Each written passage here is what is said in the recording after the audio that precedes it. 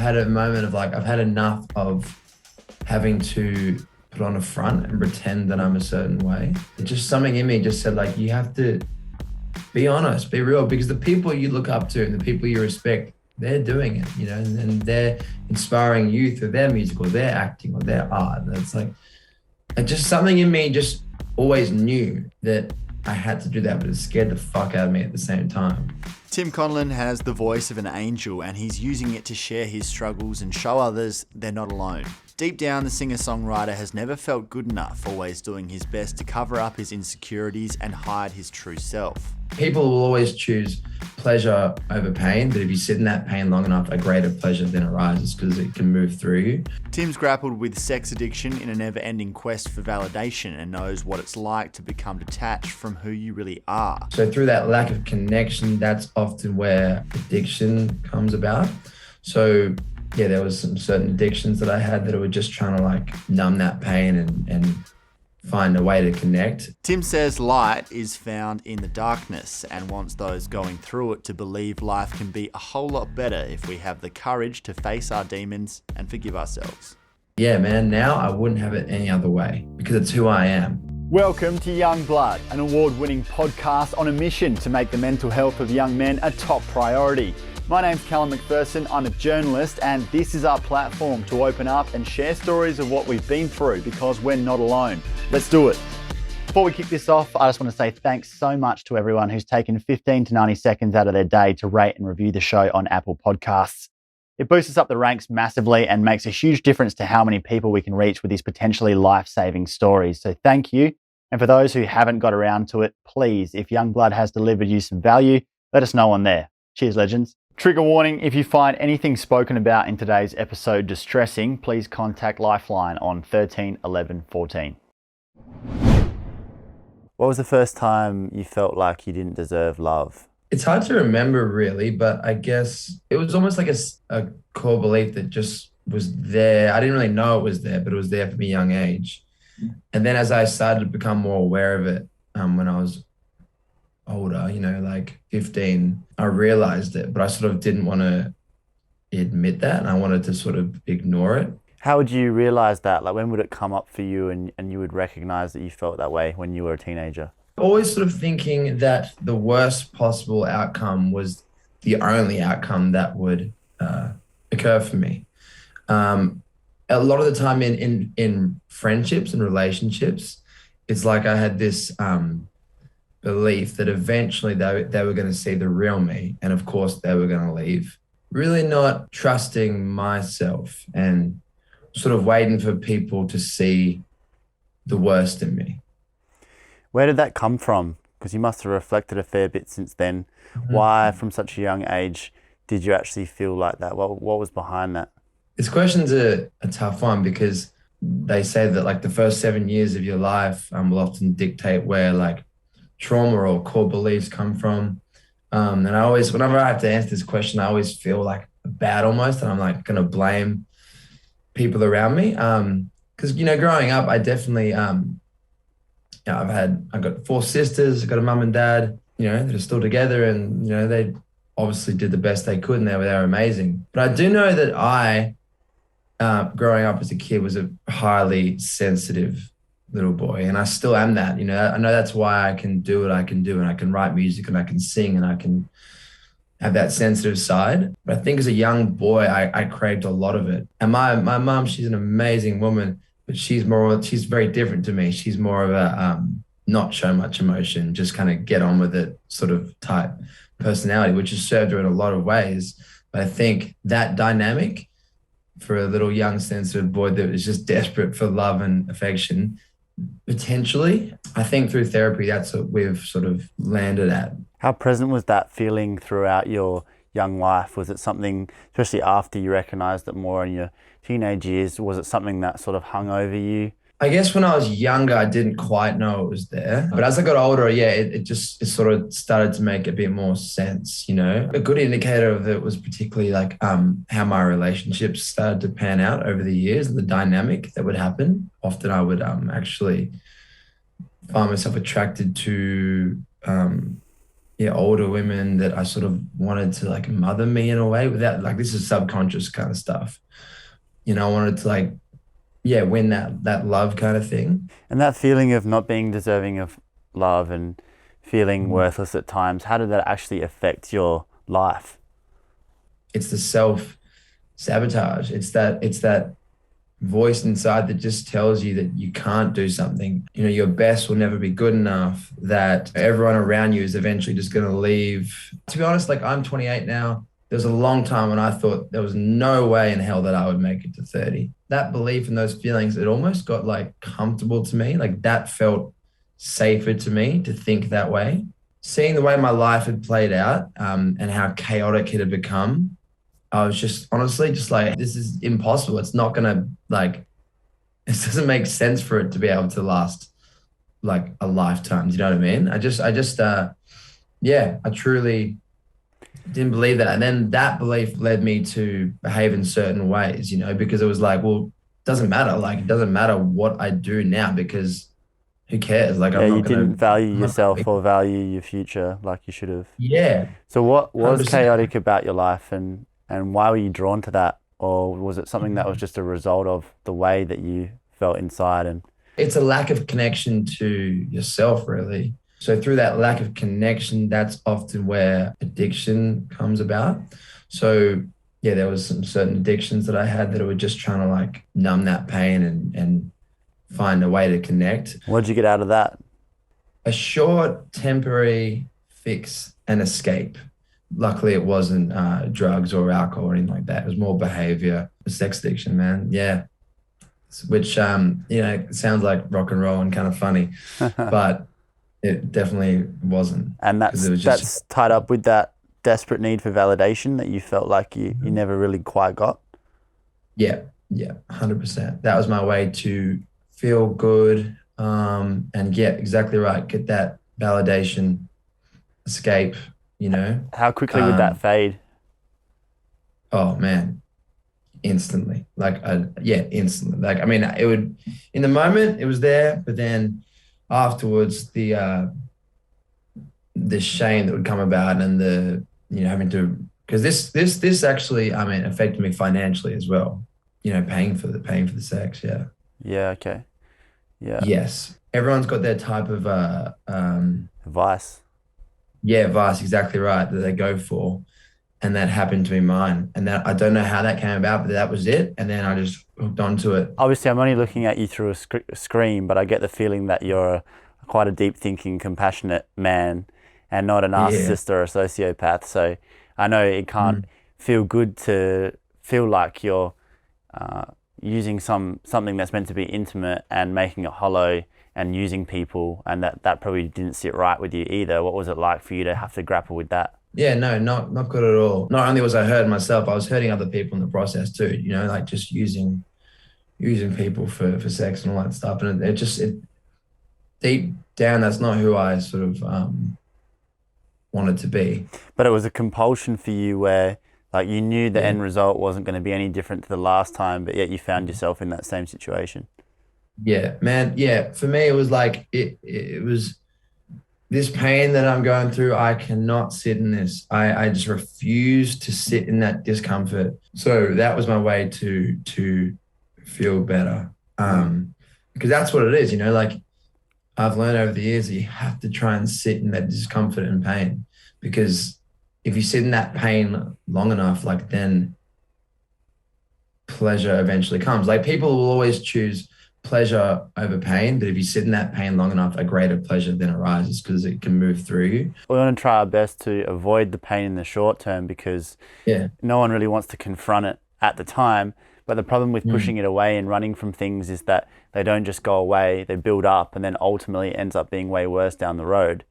But it takes a lot Absolutely. of courage to actually face up to something and stop a behavior or go and do something that you need to do in the moment when you're confronted with it, when you have the option to kick the can down the road. Yeah, absolutely, man.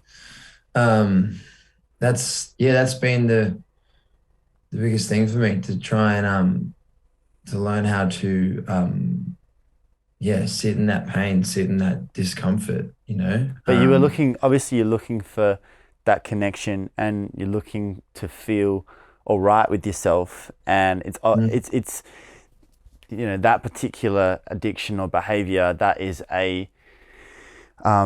that's a result of how you're feeling, and it could have been any number of things. Like it's being caused by those same feelings though. So I suppose, was there a tipping point you got to where like you really got to a fork in the road and changed that behavior? Was there one particular moment, or did it happen gradually?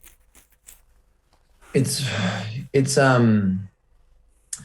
been through, I guess, people like Russell Brand really helped me a lot. And it's been through like learning to actually love those parts of myself that are making me do that thing.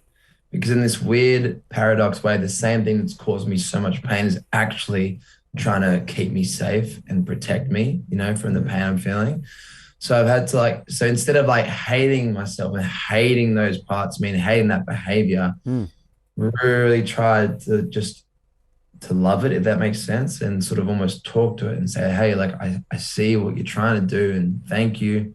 But it's more like, finding healthier ways to do that. I'm really lucky that when I am in relationships, that addiction, like it goes away and I don't act out. So that's one positive thing, at least. But it's just like, it's trying to love those parts of me that are making me doing that behavior when my instinct is to sort of, hate them, if that makes sense.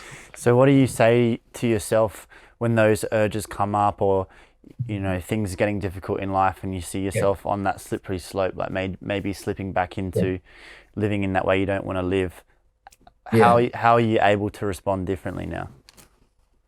It's through trying to literally talk to myself and love that part of myself and thank that part of myself for trying to protect me and keep me safe. Like it's just trying to take the pain away, but so it's trying to be compassionate to myself in those moments. And I find the more compassion that I have for myself, the less likely I am to engage in that behavior, if that makes sense. How does music help you with all this? So music's a safe and healthy place for me to feel whatever it is I'm feeling. It's funny because like I'm a highly sensitive, emotional person, but I've actually struggled in my personal life to feel those emotions at times. Like I just block it out and refuse to feel it, hence why, addictions have come about. So music's a safe space to really drop into whatever it is I'm feeling and to be myself. And I've learned that more and more as I've, gotten older and the more that I've done it. Not only are you, having your own therapy session to a degree, but you're actually creating something that you can share with other people that resonates with them and helps them. So like it's a pretty magical thing that you do. Yeah, thank you, brother. And that's why I resonated with your stuff when I found you online, because it's like I just feel like we don't have, no one really has all the answers, and everyone might have different strategies and techniques, but it's just like the power of your own story is like, it's so special. And just through hearing other people's stories, that can just like change things so much for so many people. So I just feel like, stories are so powerful, and it's what we need to just do more. And once you've made a song and you've put a story out there, how do you then see that afterwards? Like when you listen to it again, is it like it takes you back to a chapter in your life? Do you associate yourself with it, or is it like it becomes this other entity entirely? Yeah, that's a cool question. It's like, because you know what, like some of the songs you look back and you have this really, I guess, proud feeling, and you have this nostalgic feeling.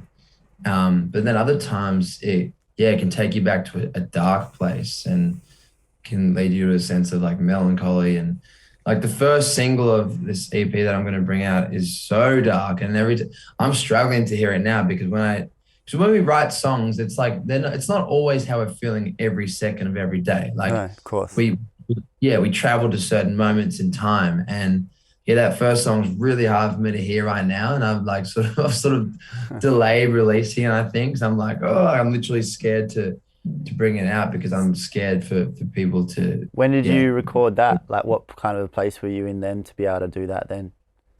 yeah. I recorded it.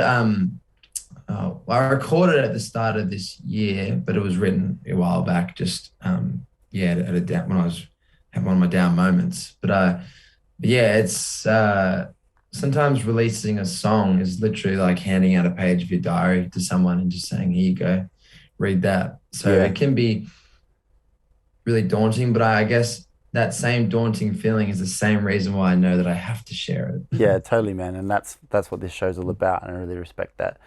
But I kind of understand what you're saying, where it's like, yeah, I recorded something at a moment in time, and that's how I was feeling. So it is genuine, it Mm, is authentic, it is part of you. You felt like that at that time.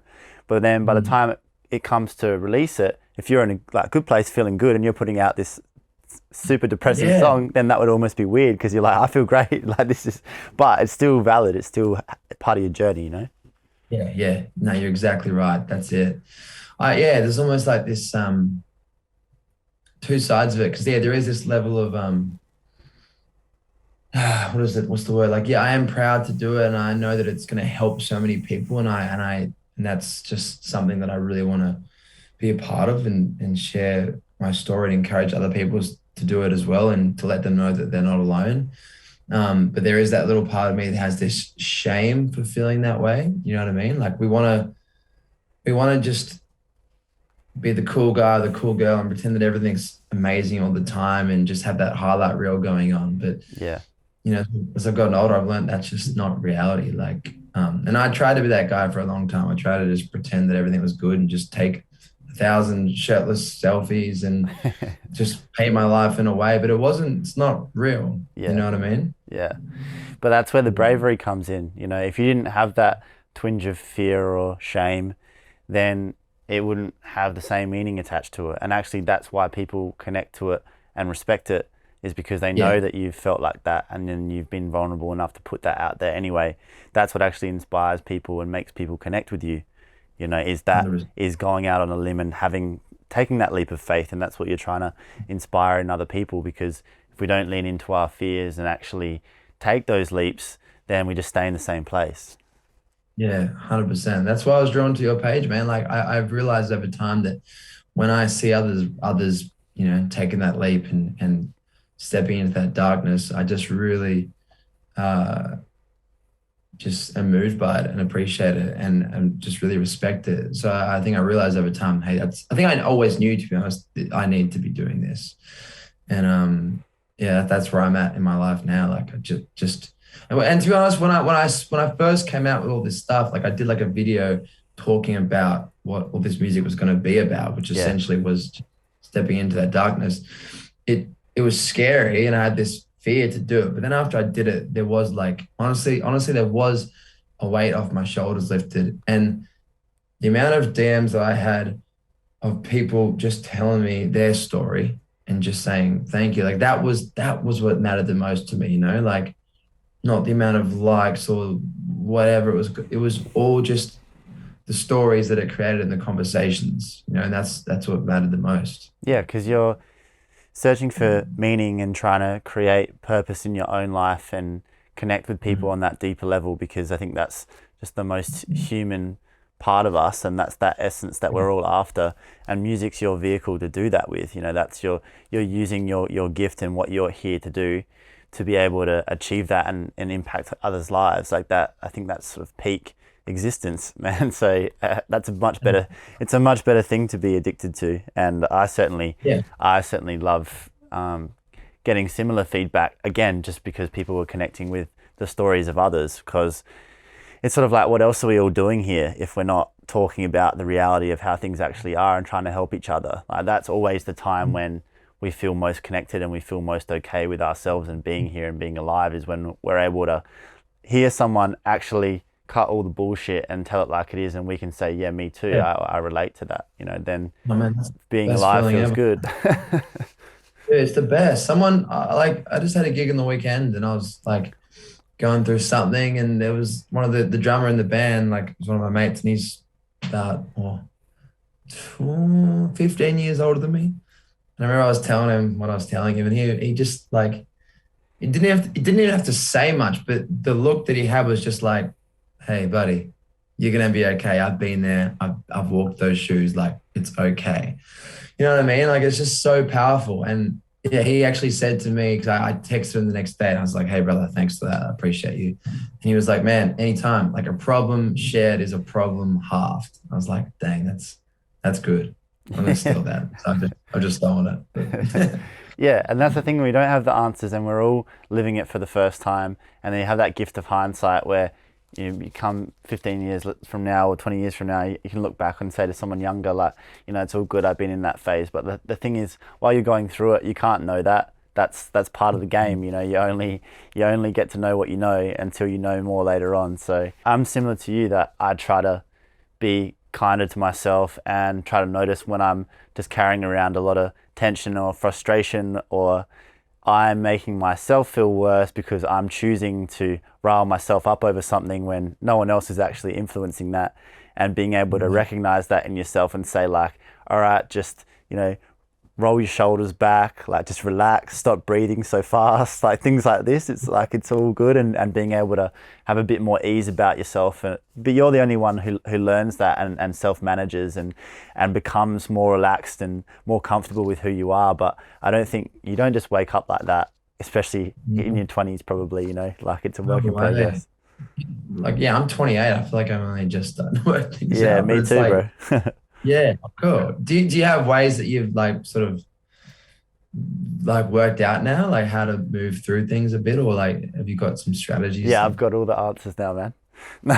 Yeah, cool. Okay, shit. Text me after. Sweet. I'll invoice you after. I think it's just understanding what you clutter your life with, unnecessary stuff that doesn't bring you anything but stress and anxiety, and how can you push that stuff out of your life. I'm talking about distractions you don't need, things that you can do without, that aren't related to the stuff that matters, and how do you limit your exposure with that, especially if they're those negative behaviors that might give you that fleeting high that aren't good for you, but you go back to them again and again. It's like, okay, actually cut that out of your life. Spend most of your time either working on your passion project, being with your family and your friends, keeping fit, doing something that keeps your mind clear and sharp, do all the right things, and then you're going to be in the best possible headspace. And even then, you're going to be drawn towards throwing yourself off and going and, going out on a limb and doing something crazy because you're still young and, we're not dead yet. And then you just end up back where you were. And then, it's like one step forward, two steps back kind of scenario. But even when that happens, it's about being kind to yourself and saying, like, well, like, no one's keeping score of like me trying to run this perfect life that I'm trying to run. And as long as most of the time I have my integrity and I know that I'm doing the best that I can, and it's not perfect all of the time, but I can look myself in the mirror and say, like, I respect myself and I'm doing what I believe I should be doing most of the time and treating people well. And I think that's sort of the best you can do. But it's not easy. Like, you have to stay on top of everything as much as you can, like health wise, in terms of relationships and sleep and your body and your mind, and that's constant work. It's not like I found this one answer and this one cure to ultimate mental health, or like I've got the key now and it's all good. It's you have to put in the work. You have to work at it, and sometimes you can't be fucked working at it. Like, sometimes you just want to go off the rails, or you just want to be like, nah, I don't want to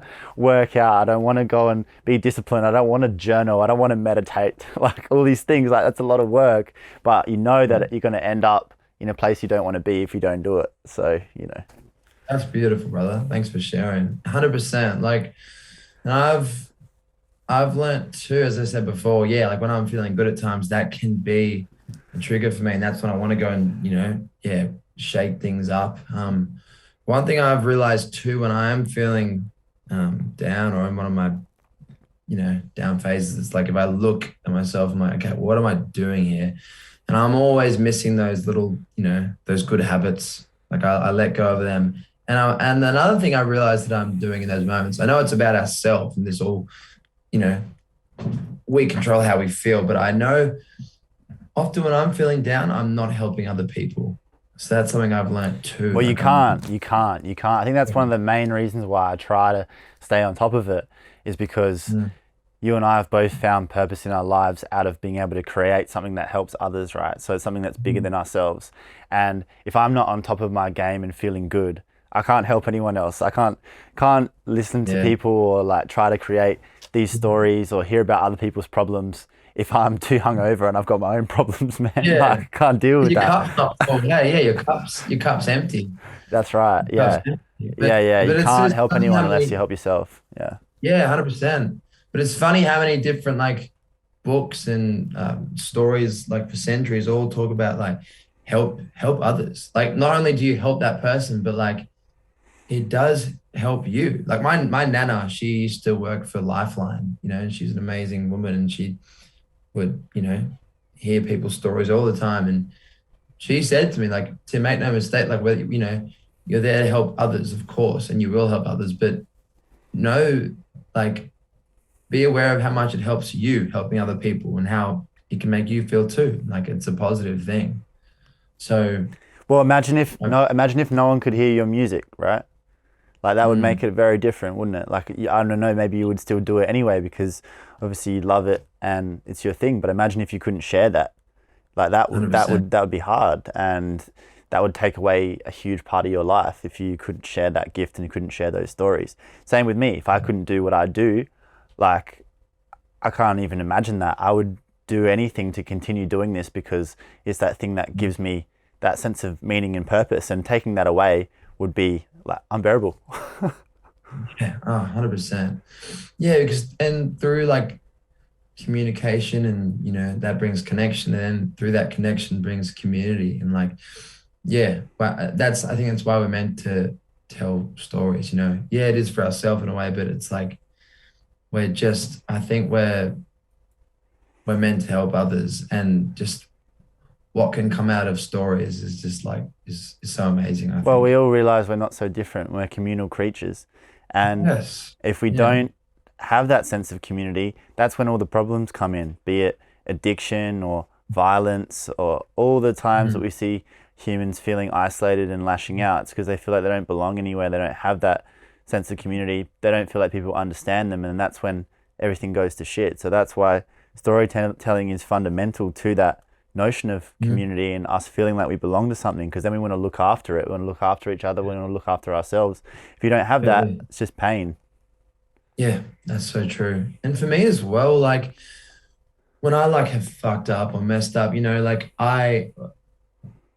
when I tell, certain friends of mine, like I'm really blessed to have a couple, like as I said, older friends and mentors and just good people in my life. At times I literally, that feeling of it still comes up from time to time of like, I don't deserve this person, they're gonna leave. You know, that'll still come up from time to time, but I know that it's not the 28-year-old male speaking right now. It's a younger part of me. And, I try and be kind to that. But through telling those hiccups to my friends, the love, the unconditional love that they give me in those moments is so powerful. And then it started to teach me about the love that I can give to myself in those moments. So yeah, just it's so powerful, community and storytelling. Yeah, I totally get that, man. And it's just like you have to try to treat yourself like you would treat your friends, because it's a lot easier sometimes to give other people advice and be Yeah. that shoulder to cry on for someone else, but then you're your own harshest critic as well. So yeah. Isn't it so much easier said than done? Like, man, that's like that. I am still trying to work this out. Like, yeah, why are we so kind to others, but then just the opposite to ourselves at times? Like it just it doesn't make sense, does it?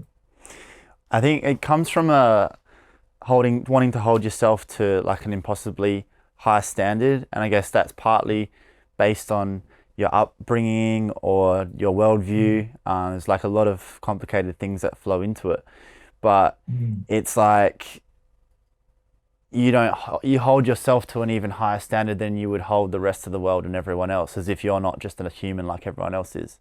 Yeah. As if you're more than that, or you're supposed to be more than that. And of course, like how can you be, because you're just part of the collective. But yeah, it's not how we think of it until we sort of condition ourselves to. Yeah, it's like operating out of our ego. Hey, yeah, So it's where's music taken you? oh, it's taken me a lot of places, man. Like I've yeah, like I travel a lot for my gigs. So like I've seen all over Australia, and then been to yeah New Zealand, America. But for me now, it's just like it's it's more about yeah just this EP that's coming out and this music I've wrote now is literally like the real me and my real story, and it's like I'm not even thinking about where it might take me, what it might do for me. I just want it to be a voice for other people, and I just want to create conversations around it. Mm.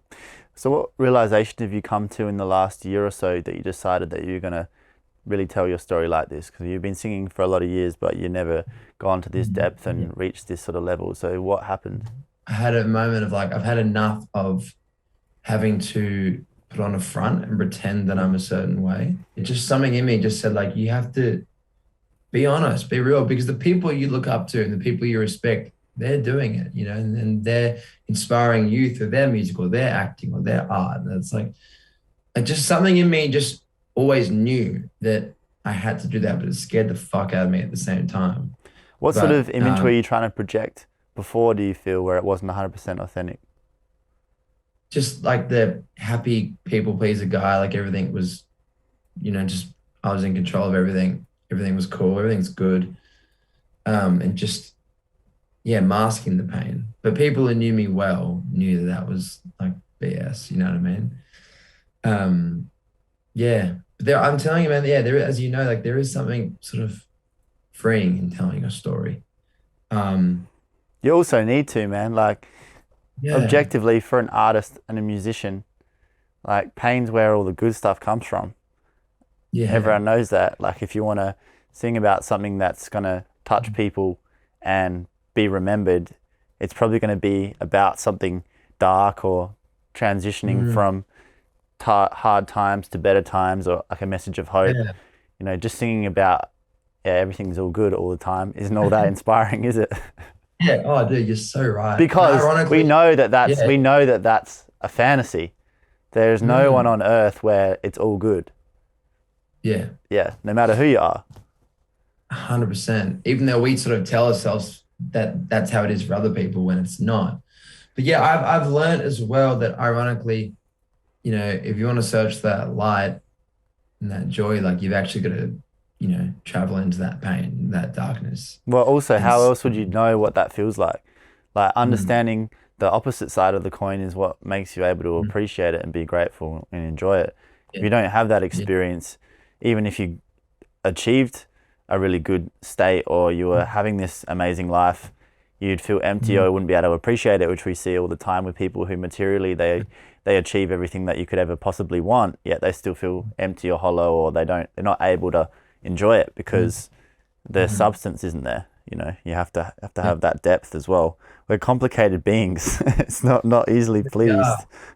And it's easy to love someone through their light, you know, and their highlight reel, but it's like, you know, when telling a story and telling your darkness, you know, man, it it's actually such a we think that we're not going to be accepted, and that shame spiral comes up. We think that everyone's going to, you know, just think the worst of us and, you know, make fun of us or not accept us. But man, the love that you can then be given from that is so special. Like actually feeling accepted for those parts of yourself that you might have, you know, hidden from and been ashamed of for so long. When other people actually see all of you and love you, even, dude, it's like it's so freeing And and I think special. it's exhausting not to do that. To try to continue to wear a mask or try to look cool in front of certain groups of people who don't really love you, and try to keep that up just becomes totally Yeah. exhausting. And I think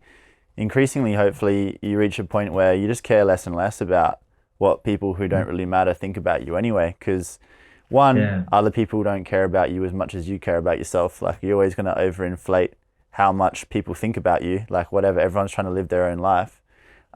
Mm. But the more that you can let that go and say, well, you can take me or leave me, but I'm not gonna put myself out to try and seem a certain way so that some people that I don't even like love are gonna like me more. Like, and you just become more accepting of that, and then realize that you just attract what you need to attract to your life, and the rest of it can go by the wayside, because it's not like we can have that many people in our lives anyway. So the right people will come and the right things will come if you just become the person that you need to be. Yeah. Well, it's like right now I'm having a beautiful conversation with you, and that came from us both telling our story. We wouldn't have known each other otherwise. You know what I mean? Yeah, well, that's the beauty of doing this, and we're obviously different, but we can connect over all of these things on a deep level, because despite our differences and the differences between with so many young men in particular, like our experiences are so similar, and a lot of the things we've experienced and our relationships and the way we think are really similar, because like, although we go through such different stuff, we're all human, we're all of a similar age in the same sort of a world. And yeah, of course there's going to be those parallels that we can draw all over the place. Yeah. 100%. And just knowing that you're not alone is so powerful. Like if you have these dark thoughts and you think that like you can't be helped and like you are just a lost cause, and there's no way out of it and everything's fucked and doomed, then man, that's going to lead to some very bad outcomes. It does, but that happens when you're trapped in your own head, and there's no one else to break you out of that, and that can be the darkest place to be, because it becomes very convincing and all-consuming. And if you're able to open up even just a fraction, or hear other people's talk about those experiences and let some of those other perspectives in, and sort of take a deep breath and get some separation from that intensity for long enough, then I think perhaps some of that fades away, and you realize like, that doesn't have to be the reality. The story that I'm telling myself and the voice I hear in my head, like maybe that's not the absolute truth. But without other people's voices and other people's stories, we just become convinced that we are a freak, or we're the only one that thinks that way, and it's never going to get better. And that's when disaster strikes. Yeah, that's when people make horrible decisions. They make permanent. What is the saying? Permanent solution to a short-term problem. Yeah. Yeah, that's just heartbreaking, man. And yeah, you're exactly right with like sharing and communicating with others, because as someone who has, from my experience, for me, who has struggled to love myself over the years, I know it comes down to ourself in the day, and it's like it's up to us to sort of change those core beliefs, and we have to do the work individually. I do agree with that, but me personally, I know that I actually have improved my love for myself through conversations with other people, through being around the right people, through sharing my story with others in a safe space, and feeling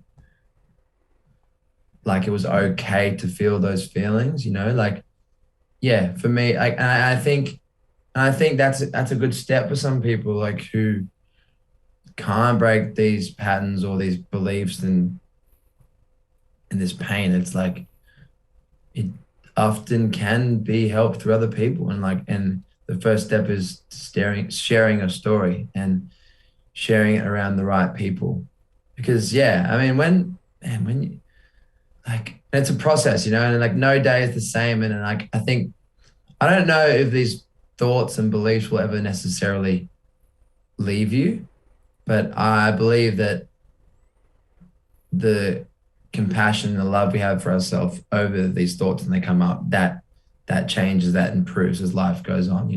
We're kinder to ourselves in these moments, and we all almost like make friends with those parts of us, because we know that deep down in this weird way, like, they're trying to keep us safe. And it's not like the thoughts stop or the things that you can't control are necessarily going to go away, but the tools that you have to be able to deal with them and address it and look after yourself when that inevitably does happen, that's something that you can work on and take with you through life, so that when it does come up, you're able to be all right with it and keep moving forward.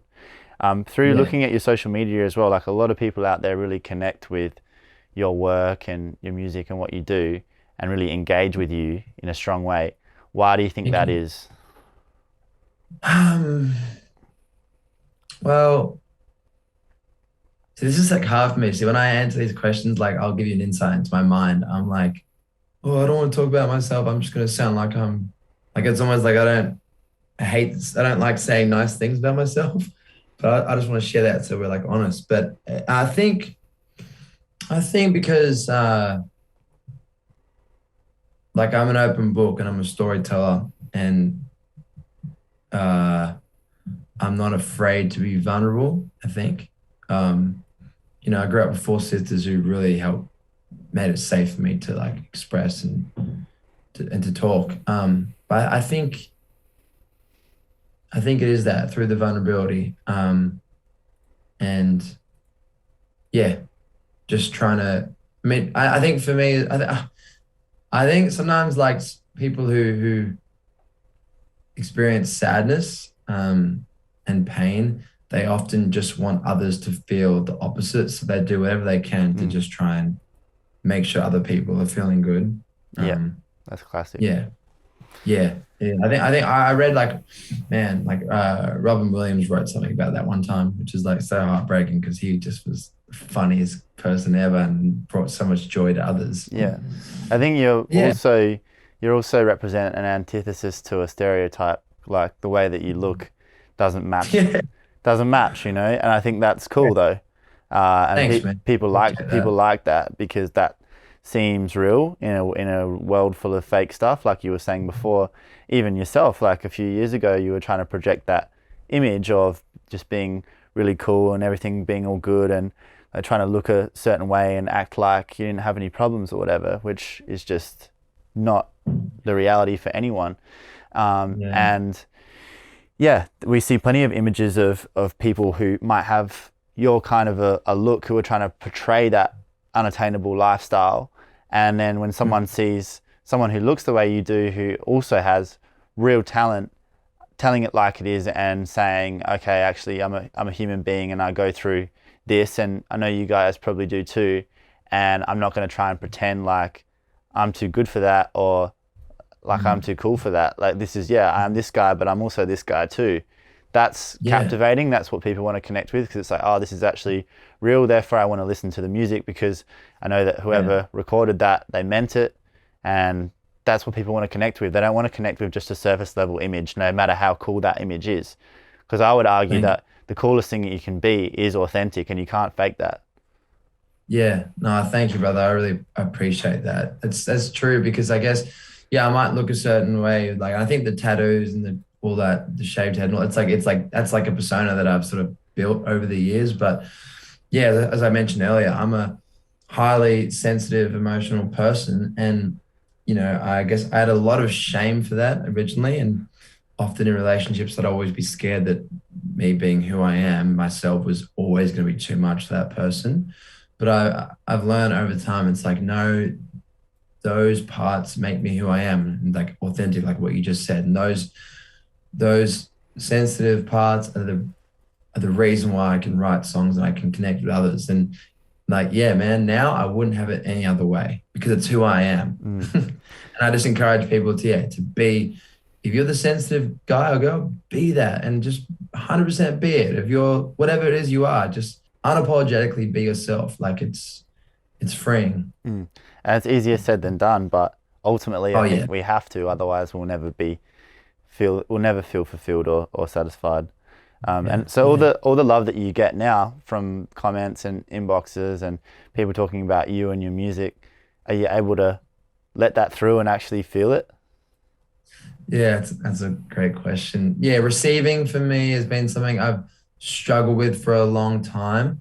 And as I've gotten older, I've realized that. Like I'm like when I reflect back to like past relationships and stuff, I'm like, did I even let that person, did I allow them to try and love me? Like, or did I just like sabotage it and ruin it? And um, but yeah, I think like since yeah starting to do all this work, I'm improving at it. It's a work in progress. But yeah, receiving love it can be a hard thing, but it's so necessary, isn't it? How do you put into words the love that you feel now? It's like an acceptance, and it's a compassionate and a patient sort of feeling. It's my sister had a baby like 6 months ago, and it's the love that I have for her, my niece, and the way I would talk to her and the way I hold her. And it's just like, it's trying to love that younger child, and just love him in the way that I would love others. And just, you know what I mean? Like it's just trying to be kind to that child that I've just forgotten about for so long. When and how can we hear this new EP?